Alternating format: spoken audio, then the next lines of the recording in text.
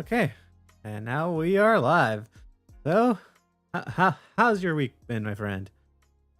Anything new you've been Been playing? very been very busy. Work's been pretty flat out, but managed to get a few hours in playing The Last of Us Part 2 and Tales of Kenzera Zhao. They're the two games that I'm sort of working through at the moment. How about yourself? Uh, Honestly, I haven't been playing much. Have been going and playing my VR because of this one game VR chat. I've just been having fun with, to be honest. Cool. Yeah. Uh, Besides that, I actually just finished my PS3 collection. Although sadly, I had to go take my PS3 to go try to get it fixed because the for some reason the disc drive in because I have the super slim model, right, which is the very last iteration of the PS3 that released. So I did I always like mess with the sensor to read that was reading the disc whenever you put them in, right? So I assumed like it was like a dust problem, but nope.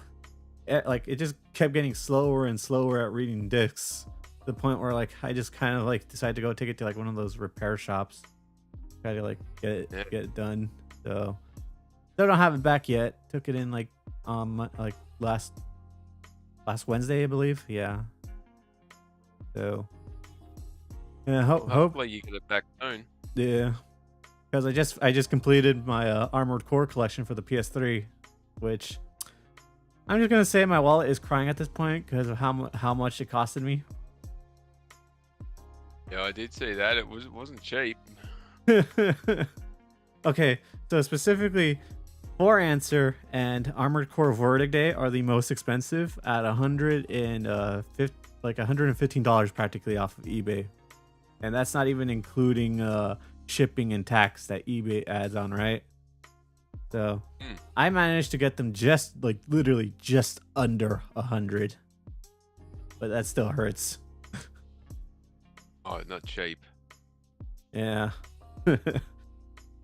Yeah, you know It's how amazing how expensive some games that are locked on a PS3 cost, eh? yeah. And sadly, because publishers refuse to like even like port these games like to the newer consoles, those prices just keep going up and up because of how where they were back then. Yeah, that's right. Um, but Absolutely. but jumping off that topic, which I think is actually a good bouncing off point to the shorter topic I wanted to get into, because I think it was actually very interesting. I didn't want to make this the main story because like it's not that big in like the grand scheme of things, but I the only reason I want to talk about it is because like last year I did notice this because of a story that I don't know if you ever seen this channel, Mystic Ryan. He practically reports a lot of PlayStation news, Hmm. and he Yeah. kind of pointed out that PlayStation was licensing out Fantavision. I don't know if you remember that old IP to Yeah. out to a different publisher for a PC port, I guess. So Yep. I didn't think much of that at the time, and I guess like in the grand scheme of things, when you look at the Lego Horizons thing too, it kind of starts to connect to especially this recent Nintendo Direct, which was pretty interesting in terms of Sony announcements, I guess, which had upon is being remastered as a bundle, and everybody's golf too, which Yeah. really interesting that their Japanese branch is letting these IPs or these were like Japanese studios published games practically, but interesting that Sony's letting them go. Like, well, not exactly letting them go. They have ownership, but they're letting Bandai Namco publish it. Yeah. There's um a few different perspectives or moving parts within these arrangements that make sense from a business perspective. They did say they were going to do this. What, 12 months ago they told us they were going to do this. So, um, yeah, it's uh, it's an interesting choice of games.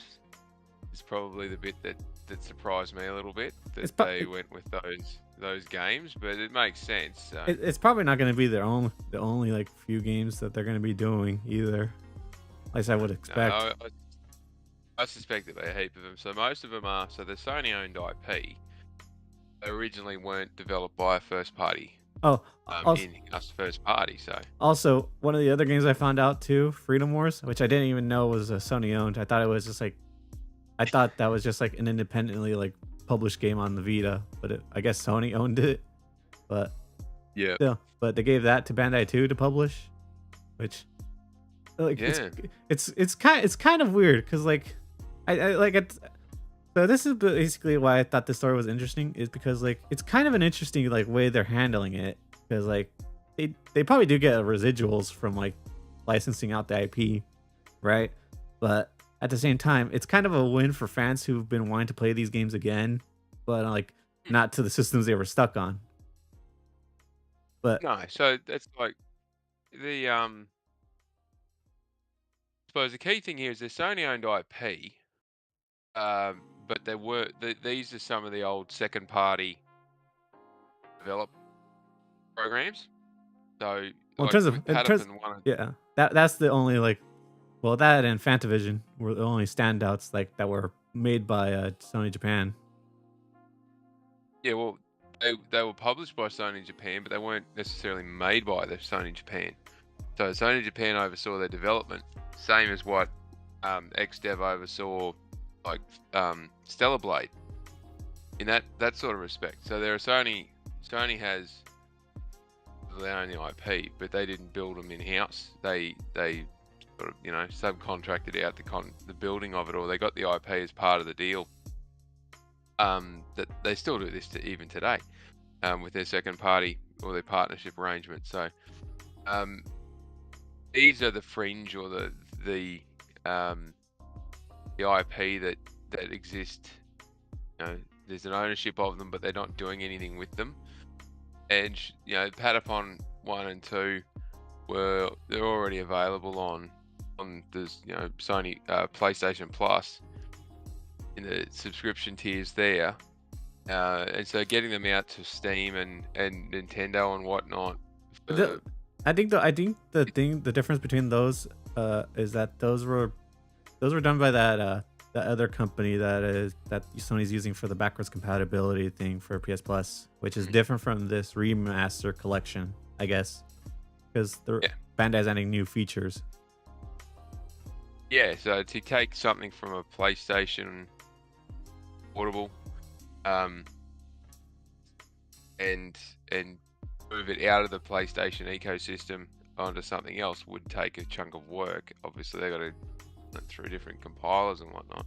Yeah. But putting it on a Switch, and putting it on Steam, licensing it out through, doing it via a licensing arrangement with Bandai Namco, that makes sense because with the Katakawa deal, PlayStation or Sony took over all the publishing for Katakawa, for games and whatnot. So there would have been some contracts. I expected at the time that the contracts were going to be honoured, but it seems now that the contracts have been, say, bought out.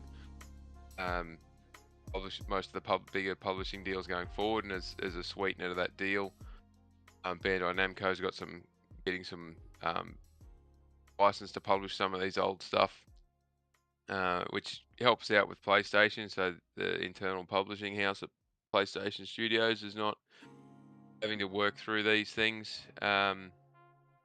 PlayStation still gets, or Sony still gets a cut of the money out of the back end of it because of the licensing arrangement. And I wouldn't imagine that Sony gets just like gonna a huge publish it. chunk though, right? Oh well, if they're taking, Although I guess it kind of depends though, kind of, because like Disney though gets a lot from licensing out Marvel, as we learned from that Insomniac leak.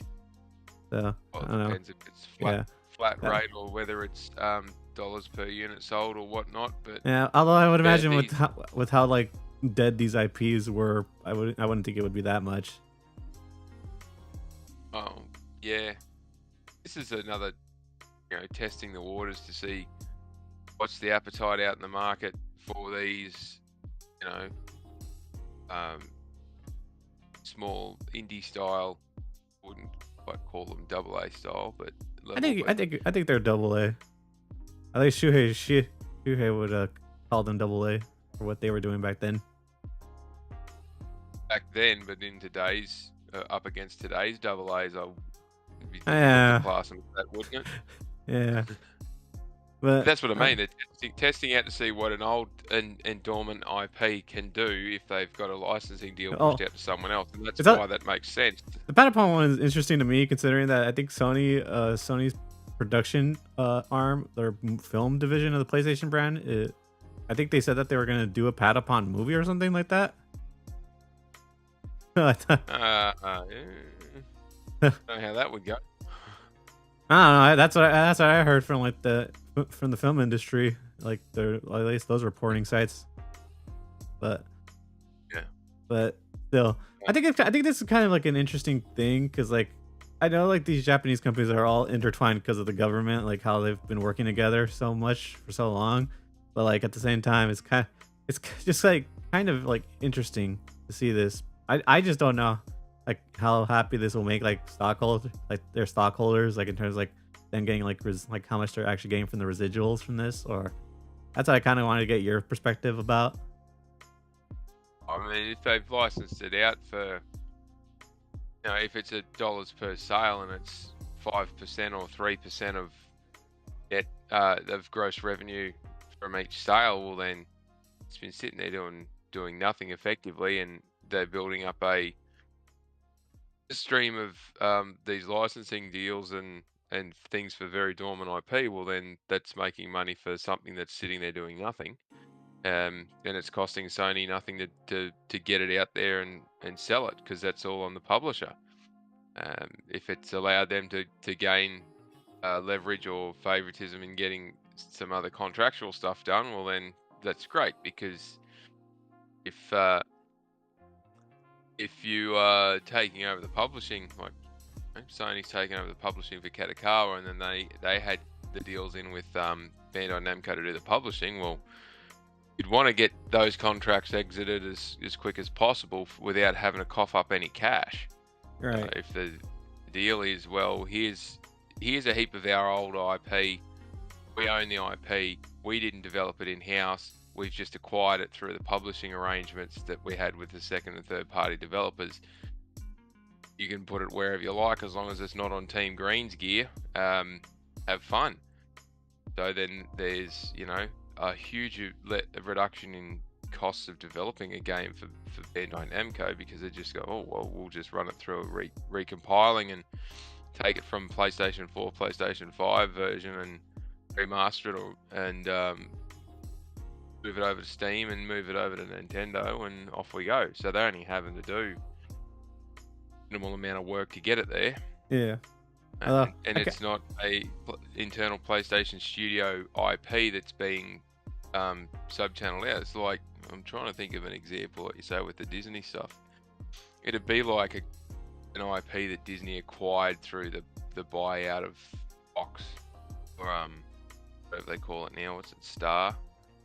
And then saying that IP is being leased out to I don't know, NBC to do a mini series with, or something like that. Disney didn't develop it. Disney just managed to acquire it, and it's doing nothing. So they might as well lease it out or license it out so they can make something of it. Yeah.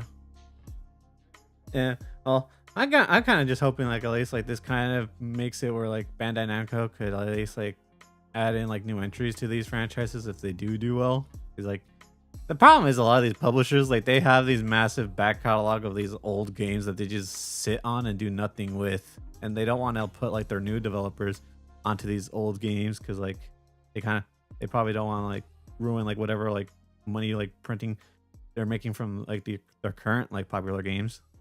So it's like I kind of view this as a win-win for like companies and fans.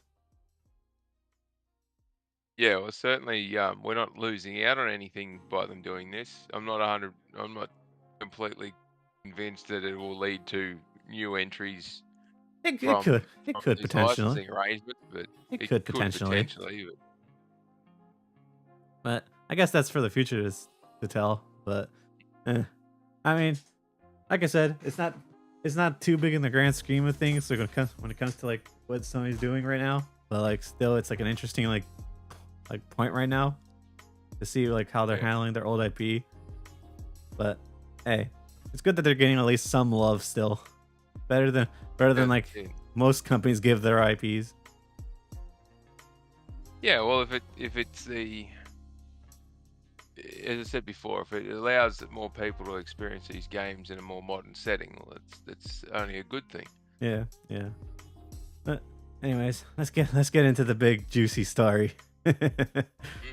So, Assassin's Creed Shadows dropped, and well, it's doing well surprisingly. And to be honest, I'm actually shocked that it's actually doing better than Valhalla and I believe Odyssey, because right now it's like the best selling AC game on Steam, and I think just yesterday they actually announced that it has 3 million active players.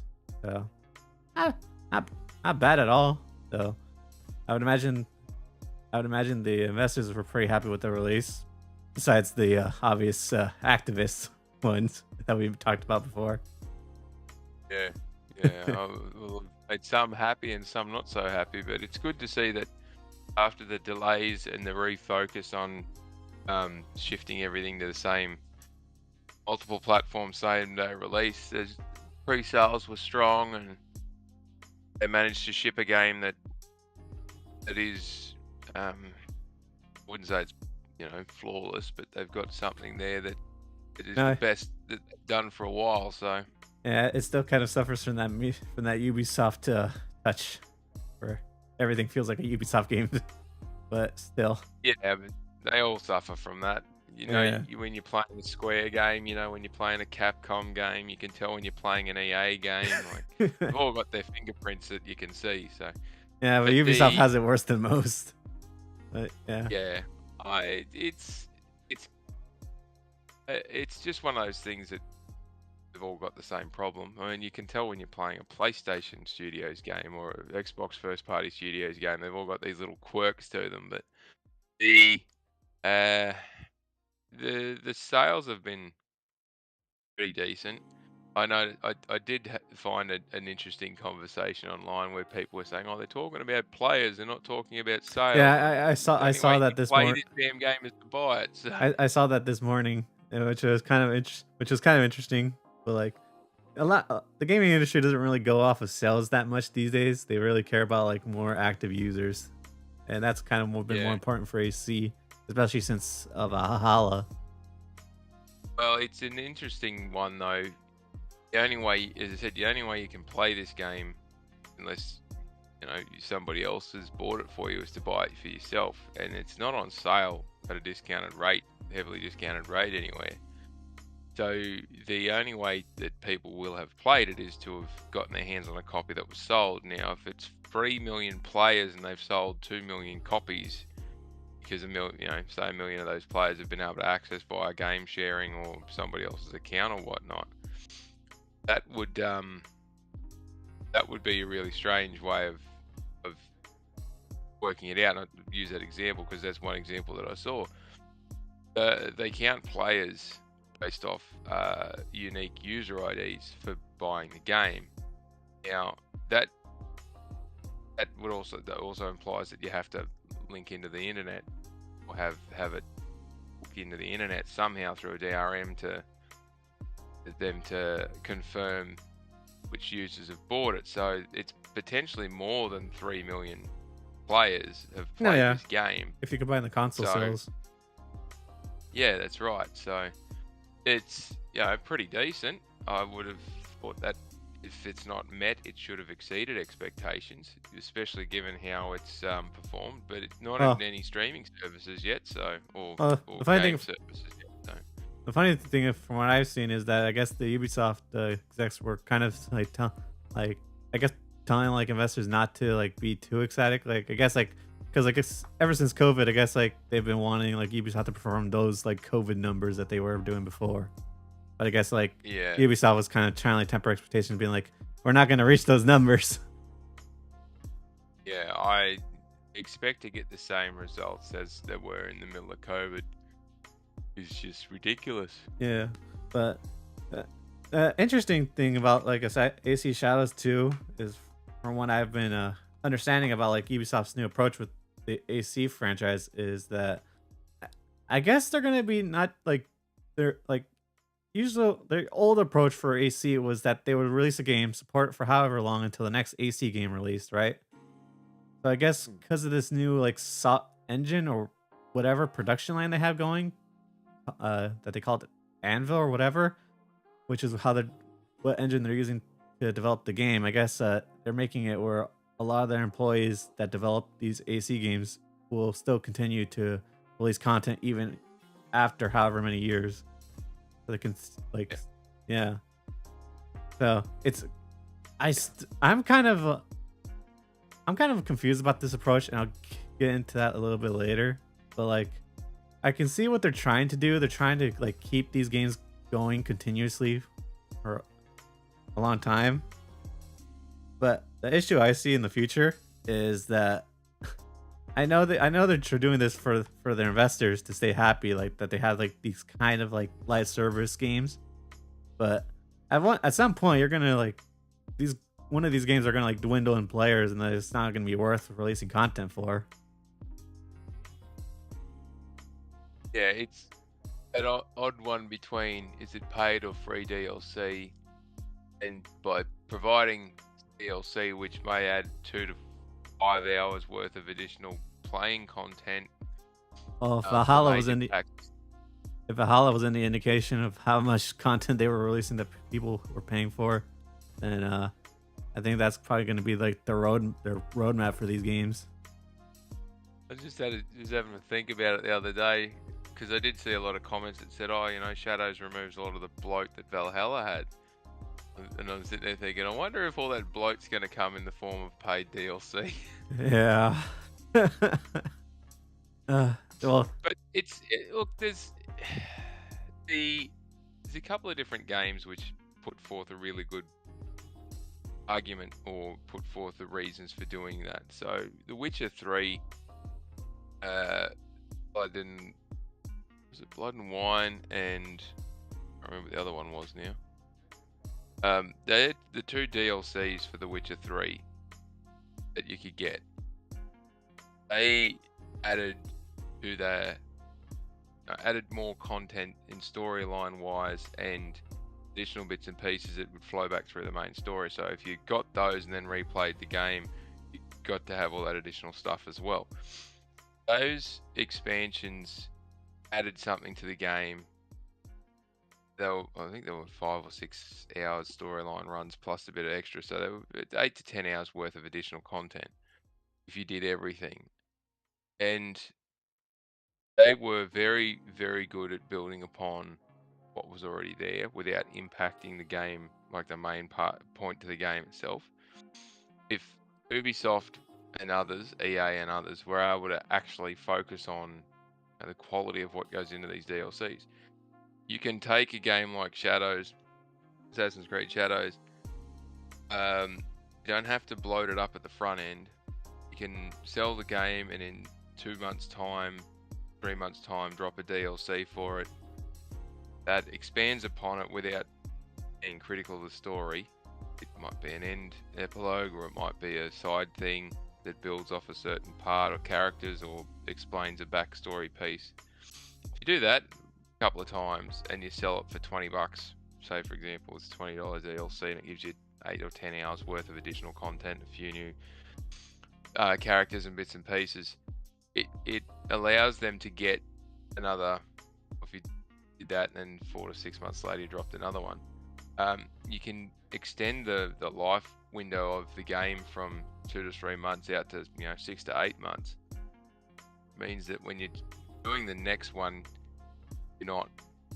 you're shortening the window up to the next one as well, because you don't need the whole team working on the DLC. It keeps the team engaged, the development team, the writing team, or the post-production writing team engaged in the game whilst the next one's coming out of the pre-production process. So you're not then having that massive cost associated with scale down, scale up, and you're not losing all that talent that's already there. And talking to the point that you were just making, they got them still working within that engine. If they're using that engine for the next game, well then they're up to speed, and it can help shorten the cost and the time to make the next game. So there's benefits to them doing this.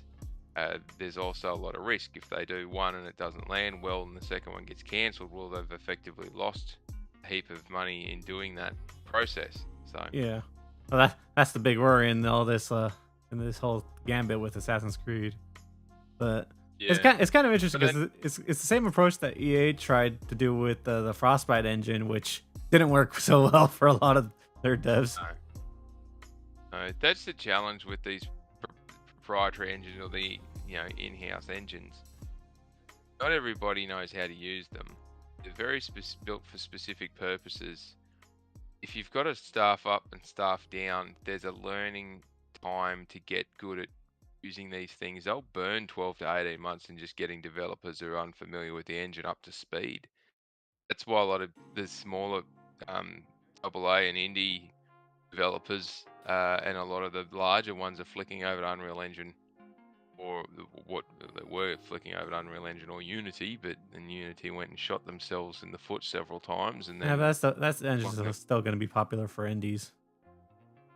flung themselves at a brick wall several times as well. But those engines, like, they offer a synergy and they offer a hiring advantage as well. If you're good at using Unreal Engine, you understand how to use Unreal Engine, you can work in any organization who's using Unreal Engine. Well, you just made yourself very attractive to anyone who's hiring for that project. But it also means you can move around a lot easier as a developer. But it's likewise, it's cheaper in the hiring process and the time to get devs up to speed if you're the game studio hiring people in to start building on it, instead of spending 12 to 18 months getting someone fresh into the engine up and running. They're good to go from day one. You just got to run them through the policies and what it is that how you're utilizing it. So their onboarding might only be a week instead of 6 months. That has a massive attraction to trying to cut down on costs associated and the time associated with developing a game. So that's another part to the, as you explained, they've got keeping developers working in this. And EA did it with Frostbite, and others have tried to do it with other proprietary engines. It's interesting that they're focusing on it though, but it's also a good thing that they're trying to retain talent. Yeah. Well, the other interesting aspect of all this is that they're not just like proposing it as like just like one singular engine too, but I guess more like as a platform, like to launch yourself like into any AC game you want to play at the same time. Which I don't know, this whole like big skew that they're pushing, it feels like just like one big desperate approach to like get this thing as a success as it can be for Ubisoft. But I just see a lot of like hurdles for the future. Yeah, if everything's going into the one engine, I suppose it makes sense. You got to keep the people that are maintaining that engine. You'd want to try and spread the costs of maintenance and development across as many different revenue generation points as you could. But yeah, we'll see how it goes. It's an interesting concept, and if they can get But indie, so their publishing house, if they can get indie and AA studios interested in using it, and that might be an opportunity there to recoup some of those costs and make it a lot more sustainable. But yeah, we'll see. I guess their whole solution to this whole thing was, I guess, like during the whole recruiting process for this game was, I guess they were recruiting a lot of younger developers without much talent and just throwing them at this project, which usually is a kind of a bad sign in this industry. It's like you want more veteran talent really to help lead that younger generation. But I mean, there's positives and negatives about that as well, because they could have just stood back and said, well, we'll get some older talent and we'll try and leverage AI to do a heap of the grunt work. Yeah. So I think it's a bit of a, you sort of stand back and shake your head at it and go, they're typical Ubisoft, but credit to them for hiring a heap of young people, giving them an opportunity to do something. Yes, it's not necessarily in the best intentions of the industry, but when everyone else is sacking people and it's usually the younger ones going first, for them to have hired a shitload of people and just gone, here, we'll get a heap of kids in and we'll just get them to do all the the grunt work and the basement building work, and we'll just pay them peanuts, and they've got no experience, but we'll make it work somehow. Well, it's not, the intentions aren't the best, but the outcome is a good one in this particular stage of the industry.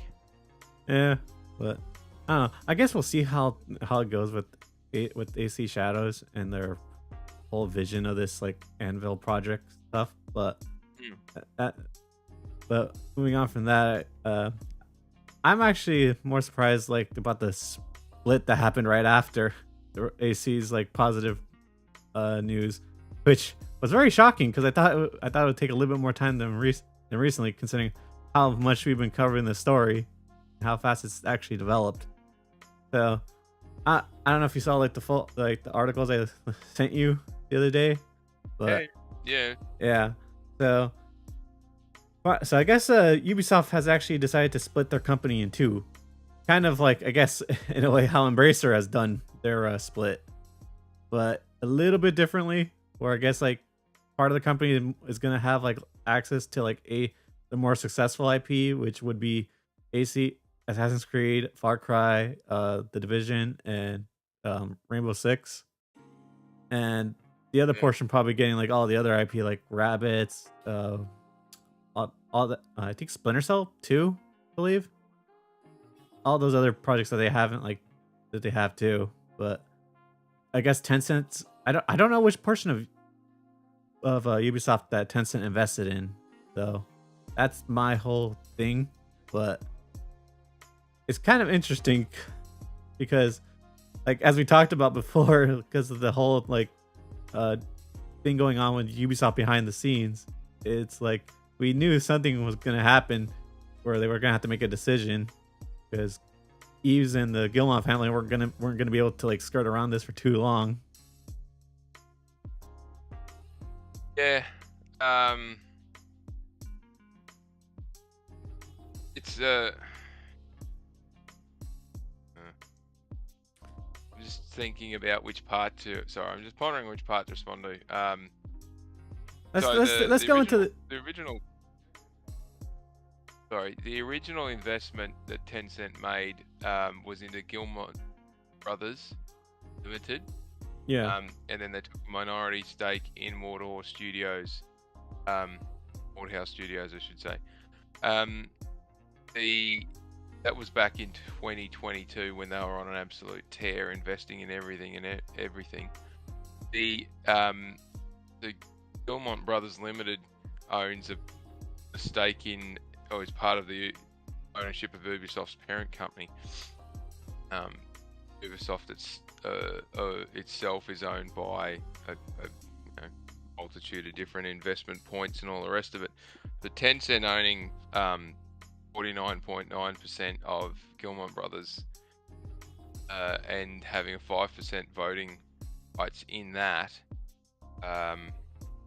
was a very limited impact on what they could or couldn't get out of Ubisoft and the influence on its management. So they never had direct, shouldn't say direct. You're just trying to say like they didn't have, yeah. Yeah, so they didn't have direct influence over the day-to-day management. They're just sort of like a passive feedback from the parent company. So they had some element of oversight, but they didn't have any influence. So doing this, it's them a direct. Tencent gets their hands directly involved with it's a minority investment, but it's directly attached to an asset or IP assets. And the impetus of that is that gets Tencent 2 steps closer to having day-to-day input on it. So where this will land them is obviously getting them closer and closer to where they wanted to be. Yeah. The thing that I found quite interesting about this is, we've been talking about this a bit. What are they trying to do over there? There's a lot of back and forth. Tencent wants more access, they want more influence, they want more involvement, but how do they do that without cranking up the stake in Ubisoft itself? There's a heap of investors that are cranky with Ubisoft because they're not getting the outcome that they want, or they bought when the shares are really high, and now that they're not as high as they were, they're trying to find a way of forcing the price up so they can get out of it. But the major institutional investors like BlackRock and co, they don't care. They're just happy to be invested and have the exposure. But the way that they've structured this, and just bear with me while I shouldn't say ramble, while I walk through a couple of these points. So the way that it's structured in its timing and phasing is it's a subsidiary, so it's not a traditional. They've split the company in half, and the same there's ownership, sort of gets part of this, part of that. Yeah. So they've split this subsidiary out where Ubisoft owns 100%. When the original split is the new subsidiary's got Rainbow Six, Assassin's Creed, and Far Cry. They're the three major IP that are going into the subsidiary. Yeah, of course. The subsidiary gets access via Ubisoft, a worldwide exclusive, irrevocable, perpetual license in respect to those IP, and similar property rights owned or licensed by Ubisoft in relation to Rainbow Six, Assassin's Creed, and Far Cry in exchange for a royalty. The subsidiary has to pay a royalty back via licensing agreement, basically, back to the main parent company. That's how they've structured this. So that's the first thing that happens. Subsidiary is created. It's registered. Bang. That's what's in this subsidiary. So those things are shifted in as well. There's 100% of the ownership at creation is with Ubisoft. Tencent's then going to pay for a quarter of the shares that are in this new subsidiary. We don't know how many shares are being issued, but let's say for argument's sake, there's 4 of them. Didn't the media report like 25% at least?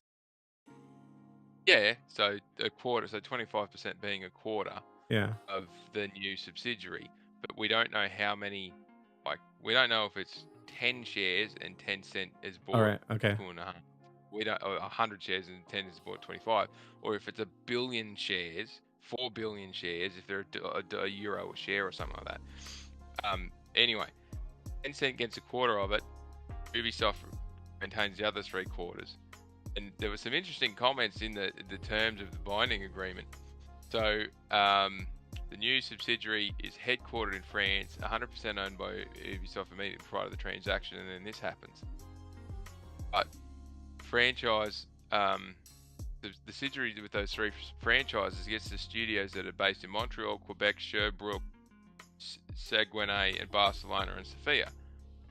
So it's not getting any of the. I don't think it's getting any of the French-based studios as part of its control. Getting most of the overseas ones. The other thing that's interesting coming out of this is that they've said, we went through a selection process and we invited others to apply for this, but we ended up going with Tencent, and we got a third party independent to come in to give us an assurance of fairness. It smells like they are, again, it's just words. They knew what they were doing from the start. They're just trying to get this ticked off so that the investment boards, because of how big it is, don't get suspicious. Yeah, I kind of suspected that too, because the way it was done, and the way like Tencent, like we knew Tencent was involved from the start, me and you, because of course we've been covering this. So yeah, definitely doesn't seem like it was fair. Well, there's a comment in here: Tencent would benefit from customary minority protection veto rights, as well as certain consent rights on the disposal of the important new subsidiary assets. So they've structured this up so that Tencent can get out without. They can get Tencent out of this without having any major recourse, but Tencent is also protected as a minority investor from the exposure to the EU regulatory stuff and French regulatory, all the rest of it, because of Tencent being a Chinese company. But there's some other provisions in relations to Tencent holdings in here which make it interesting. I won't go into the details of that. You can get a hold of this information through the rest of it through the media release. But I was pondering this the other day, and there's a couple of interesting parts. It references a lot to this notion that it, it's beneficial to Ubisoft because it's, and quote, the new subsidiary that will be used to strengthen Ubisoft's balance sheet by significantly reducing its consolidated debt position, accelerating the group's transformation, and sustaining growth of selected franchises. After closing the transaction, new subsidiary would remain exclusively controlled and consolidated by Ubisoft. So, bear with me on this for a moment. Okay. They set up the new subsidiary, they shift all their major IP that is worth a crap load to Ubisoft into this subsidiary. They're giving a quarter of the ownership of that IP to Tencent. The other 3/4 stays with Ubisoft, which is predominantly now controlled by Gilmore Yeah. family.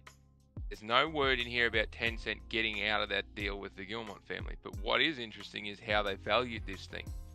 Saying the value of this subsidiary alone is over €4 billion,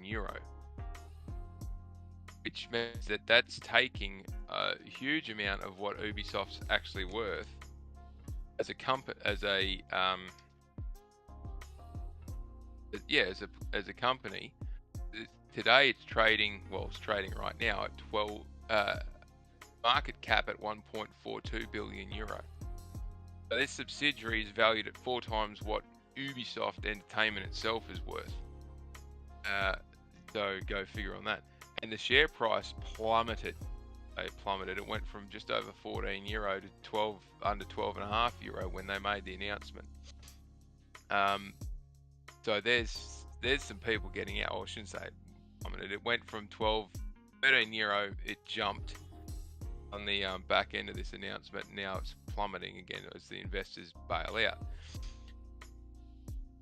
By doing that, Ubisoft now owns 75. So the 75% that Ubisoft own, the Gilmore family can quite easily have not transferred any debt into this new company, because they keep saying it's consolidated balance sheet. So the shareholders that own Ubisoft don't have any direct access to this new company.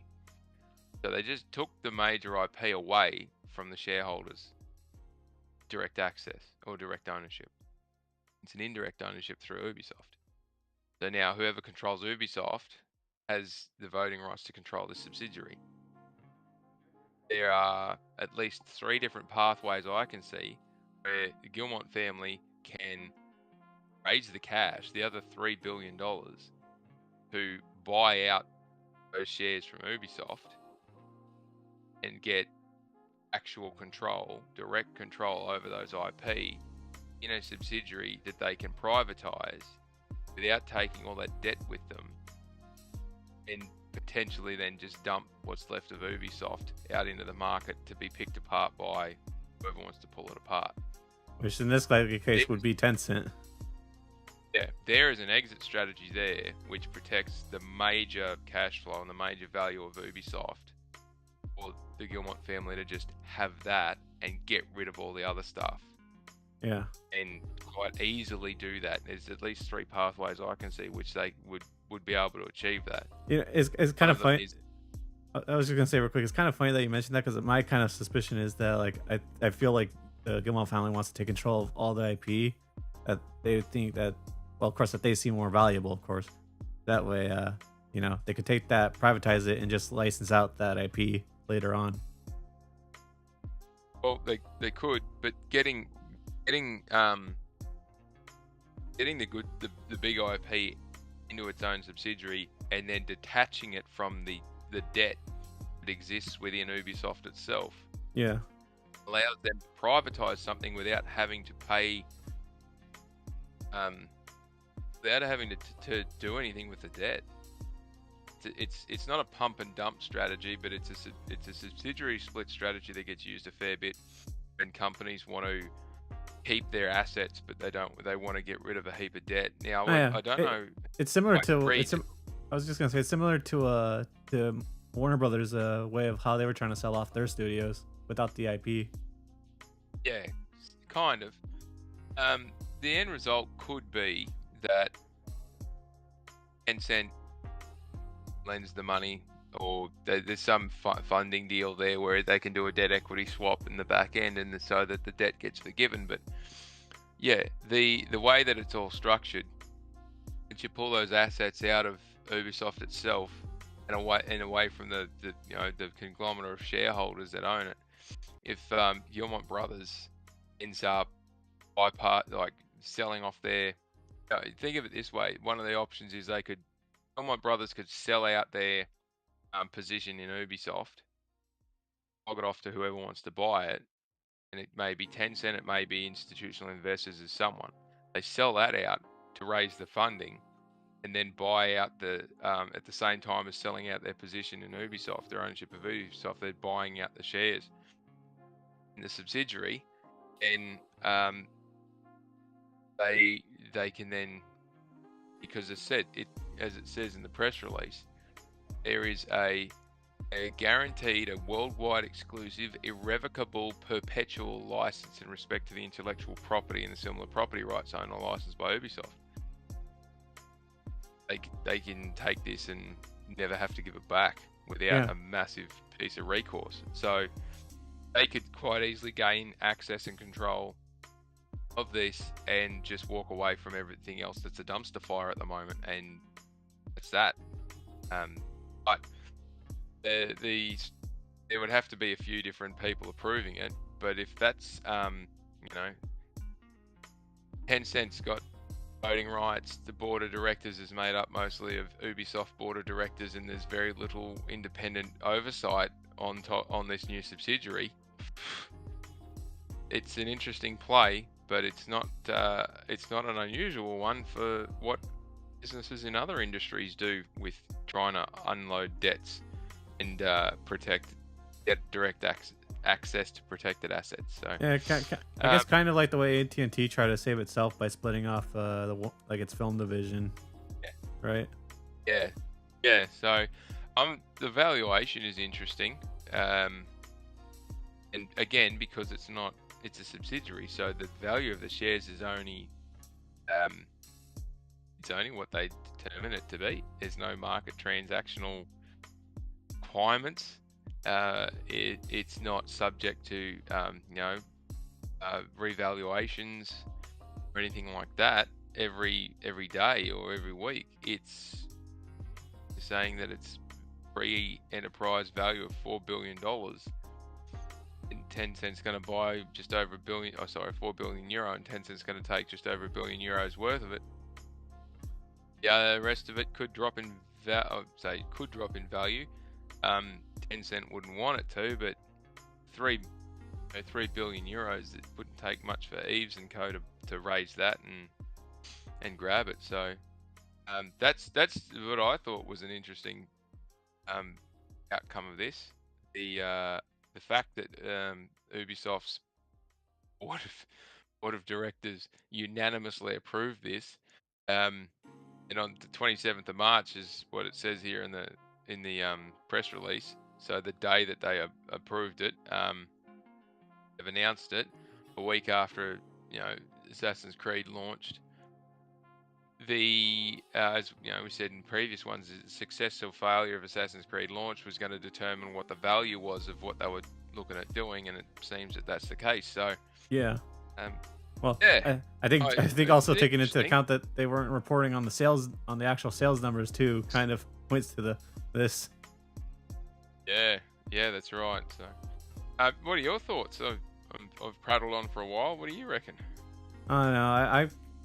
So when I saw this news first break out, I was kind of like thinking, like, oh, okay. I thought at least like we would have like waited a few more months, like in terms of sales to trickle in to see how much, like to see if Ubisoft was happy with the sales and like if the rest of their investors would be happy.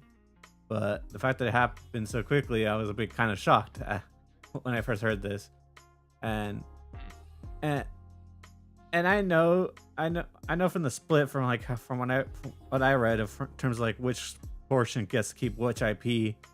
I know the Gilmont family must be happy with like keeping AC under their control, course, right now since that's the huge project like we talked about. But I'm just kind of curious, like how far Tencent's gonna go with like trying to take control. If they're gonna try to take full control at some point in the future, because like they still want, I think they still want to expand more into their gaming assets. So I wouldn't put it past them to try to buy out this whole portion of this new Ubisoft that was spun out. So Yeah, but I mean, it makes sense. but the interesting thing is like I want to know like what like where some of this IP is gonna stick with, because like there's some valuable studios in this new group, like Ubisoft Montreal and Quebec. That those two were pretty big for the Assassin's Creed series too. Yeah, absolutely. So Absolutely, they were. but I think the bigger thing too is also like the head, like all the people working at these studios, what's gonna happen to them in the future. 'Cause, like, you know, Ubisoft was pretty massive, just like as a joint company in terms of like studio count, head numbers, all that. Yeah, it's Ubisoft's got over nearly 19,000 employees worldwide at the moment, and then they Yeah, have another 4 or 5,000 contractors on top of that. So it's big. A couple of people have been saying when this got announced, they've been saying, why didn't Sony buy them? Why didn't PlayStation? Well, why didn't I don't think they were that why? interested. Why would Sony want to buy a company that has got 2.5 times or 3 times more people than what PlayStation currently has, and PlayStation can't even get its own friggin' house in order, let alone deal with something like this, which is overbloated and full of deadwood. Yeah, Um, it, they would have to drip out multiple different levels of like just the it's sheer size of trying to integrate it would be nuts. it's obvious like from what we know now is that like Tencent was interested in this from the start when the like this whole like rumor was starting that they were thinking about splitting the company apart. So Yeah. lo and behold, of course they have control. But I'm kind of curious, do they still control like the part that the Gilmont family owns then? Because they were invested into Ubisoft Yeah, before. So that's what I was saying earlier. The investment that they had in Ubisoft was through their Gilmont brothers, Yeah. who own part. And my understanding at the moment is that Tencent has not reduced that ownership in that respect, but by buying this direct investment into the subsidiary has given Tencent their desire to have more influence on the decision making of the major games. Because where did I read it? It's in here.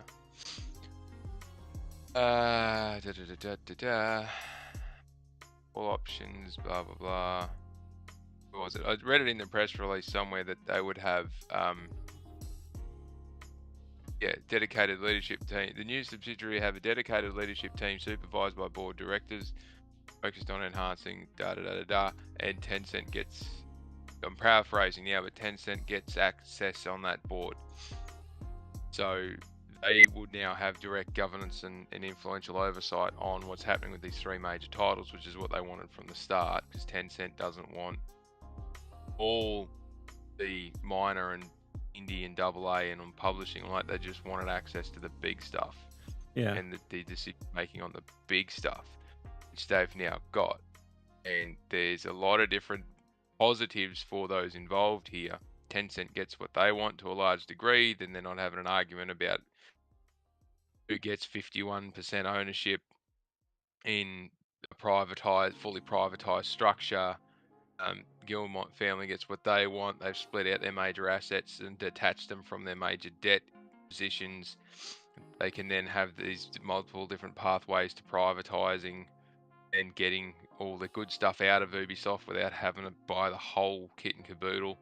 And there's methods in getting around that. So it's Tencent's getting a lot more direct into those major games without having to worry about the smaller stuff. So I imagine that Tencent couldn't give a rat's ass about that parkour bicycle game that Ubisoft makes. I can't remember what it's called now. Trials. Yeah, I love that Yeah, game. yeah. Uh, I imagine Tencent wouldn't care about that. uh, They wouldn't really care about, are we going to do another Raymond's? Or are we going to do this? Or what are we doing with their Rabbits IP and I'm and also whatnot? curious about that about the where the Avatar IP lands too, because that's not that's not exactly owned by Ubisoft, but like that was a major game for them to build. Mm. But I don't know. That's probably another can of worms with like in terms of who gets those licenses they paid for. They also have the Star Wars license too that they got from the Star Wars deal. But I don't I do see this as a big plus for Tencent too, because like not only do they get control in both companies, like even if it's to like a little degree, but like in the future, like if they want to increase, they could probably. And who's to say like if the Gilmore family like chooses to back out of gaming completely in the future, Tencent could just like get that portion that the Gilmore family controls. Yeah. And yeah. I mean, if you're going to buy something, you want to buy the best part of it. You don't want all the rest of it to go with it. Yeah. And it will annoy a few people, particularly those Oh, the minor investors that I are was actually protesting I was when actually they find out that. I was actually gonna mention that too, because before the split, actually, I was watching that YouTube channel again, and they were talking about like where the lawsuit has gone so far, and apparently the lawsuit they actually did go through with the lawsuit and filed it, but it's and nothing is no so far in terms of how far it's gonna go, because like it's so early on. Yeah. I think they're just making noise. As I was saying there the other week, they're having a hissy fit about having bought the shares at a higher price and then expected the shares to stay at that position or doing something because they've taken a short position. They were trying to cash out on it pretty quickly, and the share price has not gone the direction that they wanted.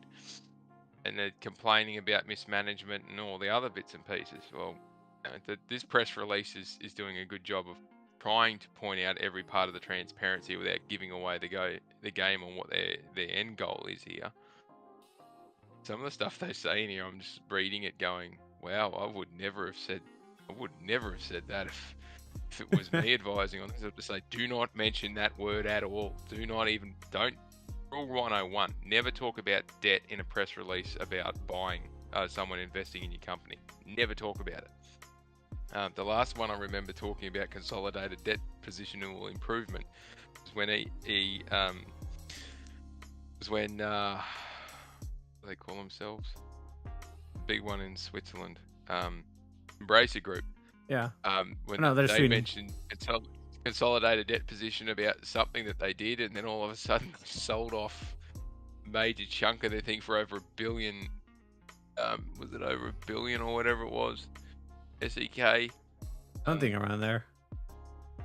No, whatever they sold off that whole division piece in that divestment. I was like, wow, that's pretty decent. And they said, yeah, and it improved their debt position to be back to about it's like 90 something % of our debt is wiped out. I went, haha, you cheeky bastards.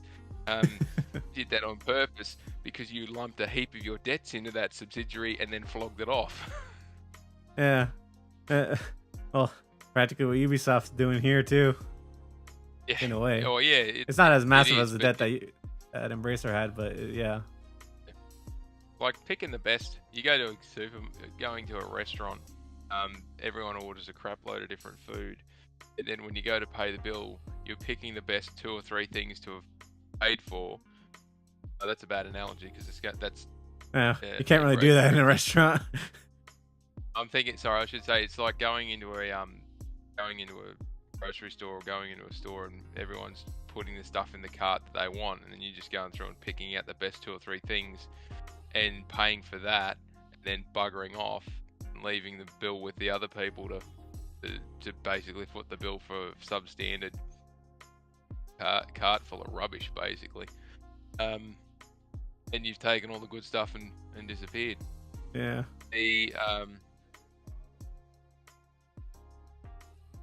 There's some interesting stuff around in that press release around the ownership and protection of fair market value of shares. Again, I'm sorry, I'm going to read this part out because this is intriguing for me. call option to the benefit of Ubisoft and put option to the benefit of Tencent in the event of certain change of control of Ubisoft approved by its board of directors. Exercise price will be the higher of 1, the fair market value of new subsidiary shares, and 2, the same EBIT earnings before income tax multiple that in the change of control transaction of Ubisoft, it being specified that for the call option there will be a specific minimum price protection during the first 4 years following closing the transaction with Tencent.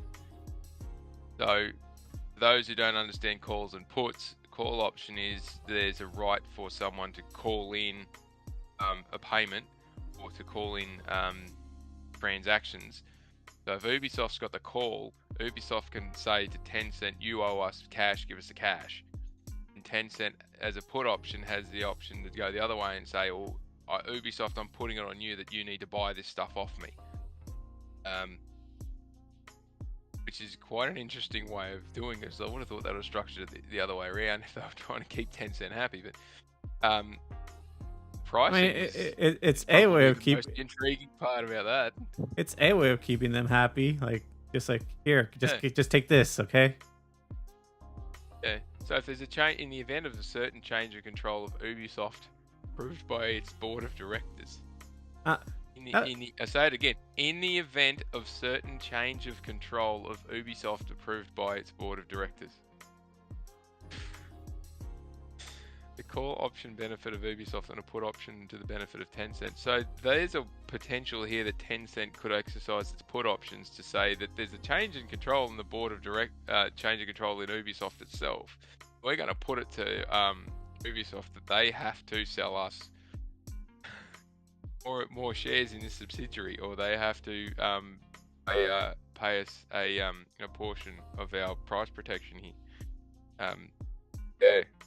I mean, you would have to think that they probably left that door open as probably just there just in case they wanted to back out too. Oh yeah, absolutely. Particularly when the subsidiary is valued at 3.5 times or 3.7 times what the current market cap of Ubisoft is trading at. Yeah, it's so interesting when you look at that too. Like Ubisoft was willing to take a loss on their stock for what they control, while this new spin-off takes more valuation. You would have thought it would be the other way around, but no. It's obviously they don't want that portion for whatever reason. Yeah, it's interesting, isn't it? Yeah, I'm just chuckling it. I'm kind of curious in why it was framed in a way where it was more about those two interests instead of shareholders overall. So I gotta want this was just me thinking you gotta just think they're planning something. They're planning something you know what, we're not gonna appease our investors. We're just gonna try to keep them happy just for now, but in the future we're just gonna try to do what we want. Yep. It's yeah. I'm sitting here just quietly chuckling to myself every time I read through this press release and going, Jesus, they've opened the curtain a fair bit more than I would have thought they should have. But no, they're prepared to go this far on it. That's why I was so shocked. Me and you have been talking about this for couple months now. 6. I was going to say it'd be at least 6 months that you and I have been discussing this. We've been talking about it on the show for a couple of months. Yeah, and we always discuss how their strategy would be to approaching this kind of thing would be, and nope, they just decided to kick the door right open. Yeah, there's no quiet entry here. They've just run up and smashed the door wide open and gone, "Yep, we're walking through this one." Yeah. Oh well, good. But look, if they pull it off. And they get around, they work their way around a heap of those regulatory bits and pieces. And I don't mean they work around in an illegal manner. They just manage to work within the framework and get around it. I mean, if they can take their major bits and pieces and decouple them from that, like they have decoupled them from the debt positions, and they manage to get out of Ubisoft Entertainment and flog that off to the shareholders, yeah. Good on them. One thing I'm kind of interested in because I just forgot about it, but they have a Singapore studio where they were kind of I don't know if they're what the deal is with that studio, but I remember like in order to get that studio up and running, that they had funding from the Singapore government, and that the that pirate game that they released recently, what is it called again? Yeah. Not See, no, they didn't do Skull and Sea of Bones. Thieves. They did, Skull and Bones. like, Yeah. yeah, Skull and Bones. Yeah. So they had to make like new IP with that studio. So I wonder how that's gonna go with like, because like the government has a close eye on that studio, and they want that studio to like be properly run, of course. Yeah. So I wonder where that falls into this whole like split. You would think Yeah, that probably well, Ubisoft. You would think that Ubisoft proper will probably want to get rid of it. Well, they would want to not be tied into a we got government money, so we must deliver on this government expectation. Yeah. I imagine they just want to. If they privatize the whole thing, or they get to a point of privatization, they'll just not want to have to deal with any of those things, and they'll just want to pull back to something that's manageable in that respect. The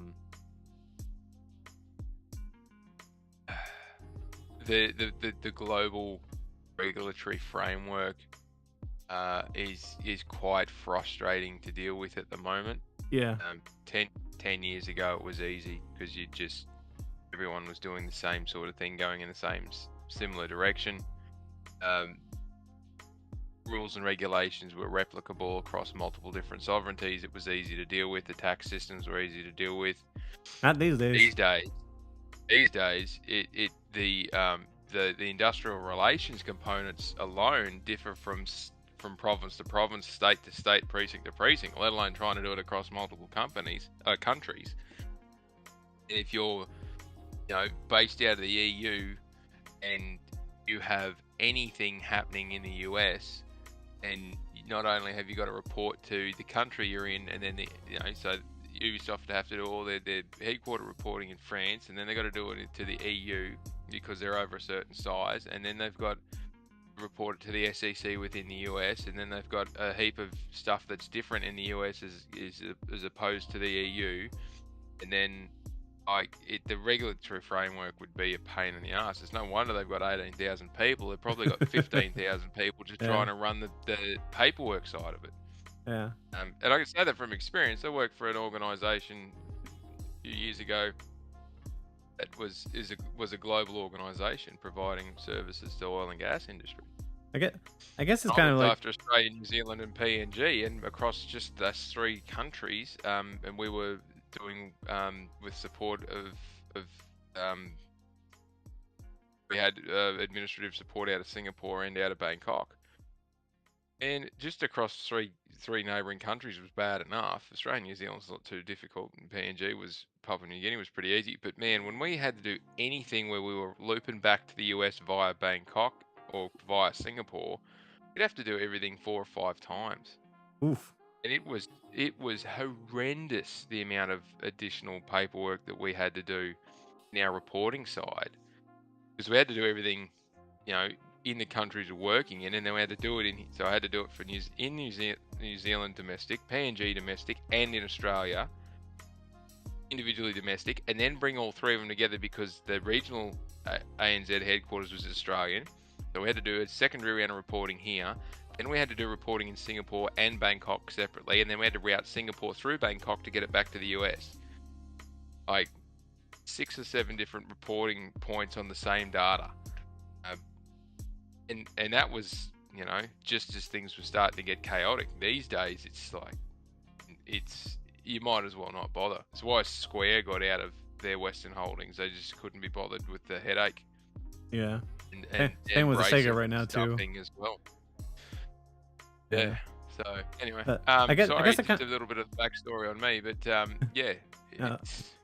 they'll want to get away from that crap because that'll take hundreds and hundreds and hundreds of people to deal with, and if they're only worrying about 3 major titles, they don't need that kind of overhead problem. Yeah, Oh, yeah. Well, I remember the whole thing was with that studio is that they couldn't shut it down either because that would get them in big trouble with the government. But yeah, Yeah, I'm just kind of curious, like if like, this thing like is gonna open like any legal hurdles, like with any governments involved, because it's why they got that third party in to do the fairness thing. yeah. It might piss a few of them off, but I don't like the value's big enough to warrant a bit of an investigation. But I think it'll just annoy the minority in shareholders more than anyone else. That's what I would suspect at the very least. Yeah, and doing it in stages, so Yeah. you do the subsidiary split, you move the stuff down, You it's know, all internal. I was just gonna say I kind of view this kind of in a way like for how the whole Paramount thing went down, where like the minority investors were more pissed off at like how the whole deal was being handled because they weren't being thought of. So Yeah, it's not too dissimilar to that, but doing the subsidiary split internally and not actually publicly listing the split company keeps them away from a heap of that investigation or potential investigation, because everything's happening within the company you're right. and it's not touching their trading markets or anything like that, so that all that stuff's protected. And then if they do go down the next step, which is they privatize the subsidiary rather than the main part of the company, that's also heavily protected from regulatory and oversight and the stock market inquiries and all that sort of stuff. The challenge there, though, is it will completely tank the share price if they privatise that subsidiary for the Ubisoft itself. Ubisoft itself won't have its three main cash-generating assets and its main IP valuation. Oh, that would probably be their worst nightmare right there. Yeah, so if I'm sitting here looking at a press release from a couple of days ago going, geez, that smells really quirky, there'll be investing houses that are looking at this going, either we get out now or we go and ask for this to be stopped. But they can't stop this from happening. So they would only have to jump up and down about. Unless all their minority investors like join together and sue them, probably. Yeah. Well, what can they do? They would be suing a company to stop it from doing something that it's not being floated on the market, and it's not incorrect to do these sort of things that generate investment opportunity.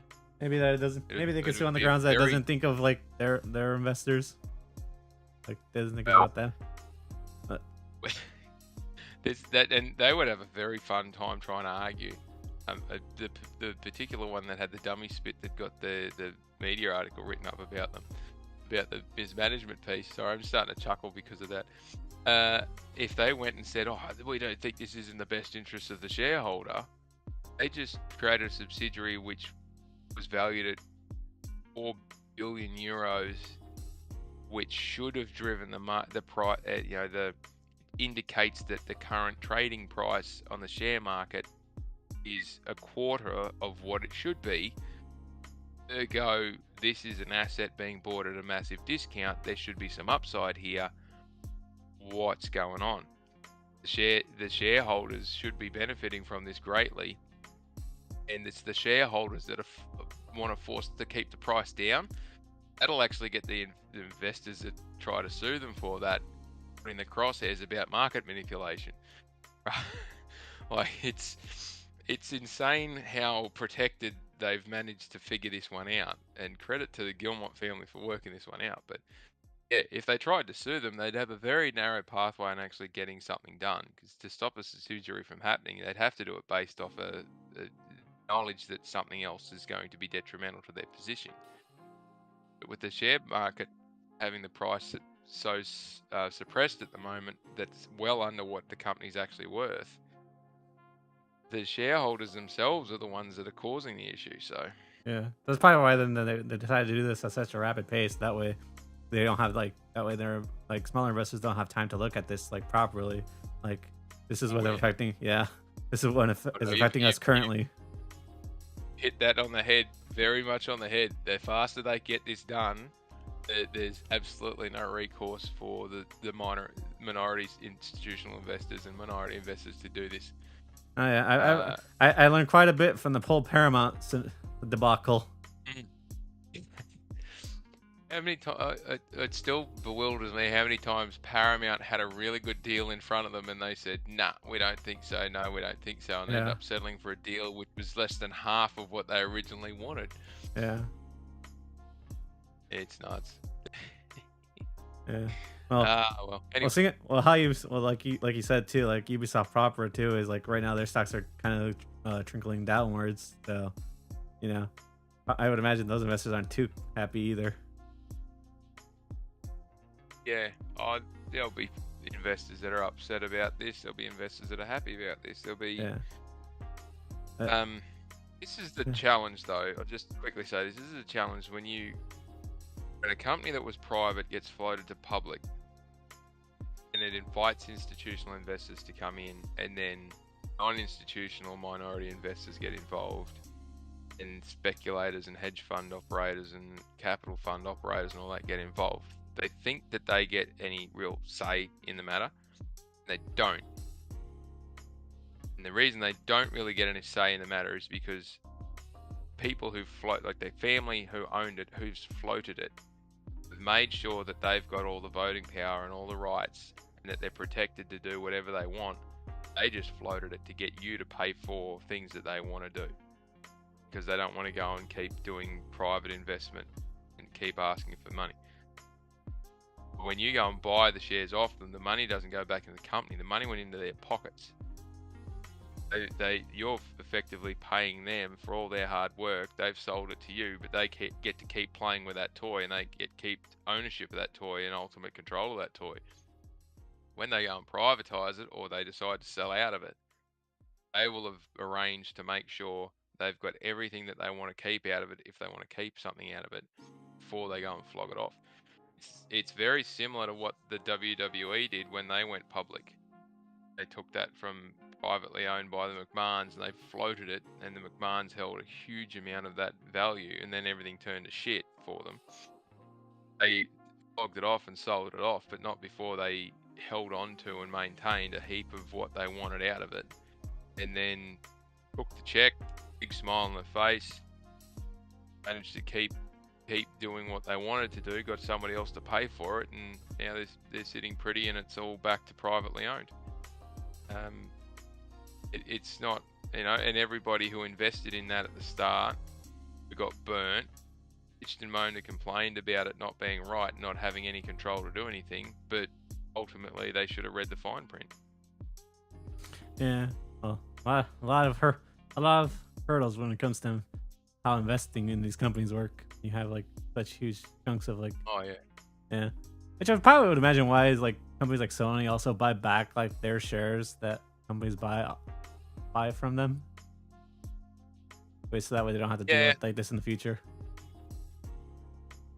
Yeah, that's one aspect of doing it. Share buybacks is also another way of maintaining stability in share prices and getting capital back to investors when your dividends aren't cranking out the returns that they're looking for.